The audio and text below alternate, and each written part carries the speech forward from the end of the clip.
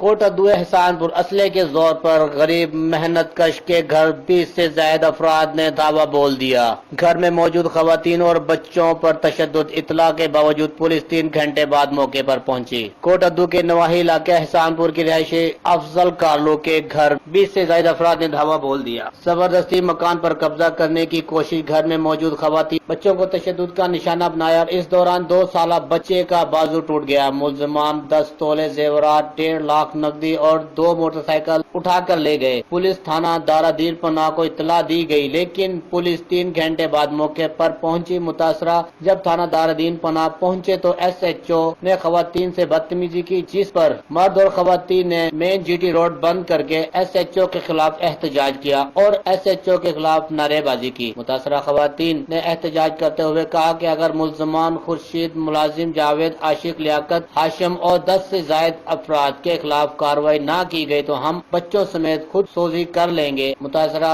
افراد نے وزیر اعلیٰ پنجاب سے انصاف کی اپیل کی ہے۔ کیمرہ مین ٹیم کے ہمراہ محمد یعقوب، راز نیوز، کوٹ ادو۔